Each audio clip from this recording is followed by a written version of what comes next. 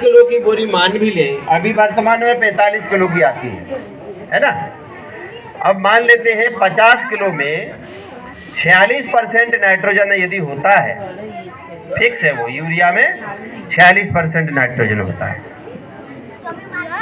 तो 46% का मतलब क्या हुआ, 54 किलो मटेरियल 100 किलो में 54 किलो, यानी कि 27 किलो, जो 50 किलो की बोरी है 27 किलो कचरा है और 23 किलो नाइट्रोजन है 50 किलो की बोरी में।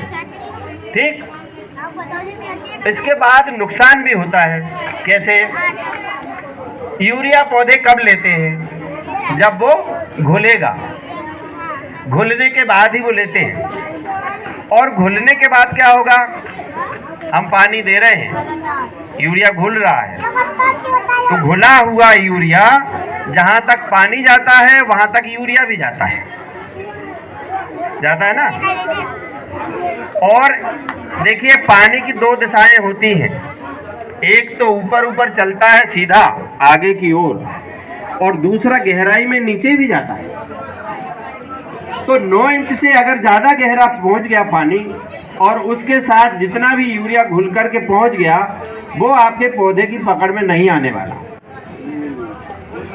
इसके साथ साथ कभी कभी हम क्या करते हैं, कुछ फसलों में ऊपर से यूरिया से डाल देते हैं, तो हवा में अमोनिया बन करके भी उड़ जाता है वो यूरिया, राख बचती है खाली। तो नुकसान होने के चांसेस ज़्यादा हैं, पैसा ज़्यादा खर्च हो रहा है, लेकिन लाभ आपको बहुत कम हो रहा है।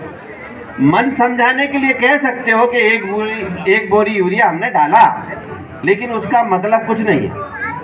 लेकिन ये नैनो यूरिया जो है 225 रुपये की आती है बॉटल, 500 ml, 1 एकड़ के लिए पर्याप्त है। और जहाँ भी पत्तों पे गिरेगा 100% पौधे इसको ले लेंगे, कोई नुकसान नहीं। रिसर्च के द्वारा वैज्ञानिक बताते हैं कि बहुत ज़्यादा से ज़्यादा 5 से लेके 15% तक ही इसका नुकसान होता है। वो इसलिए कि पौधों पे जो नहीं गिरेगा, अगर छींटे ज़मीन पे गिर गए तो बस वही नुकसान है। पत्तों पे यदि गिरा, जितना भी गिरा, वो 100% इसका उपयोग हो जाता है। ठीक है, सस्ता भी है। अगर 1 एकड़ में डालना है तो 1 बोतल लो, जेब में डालो, खेत पे चल दो।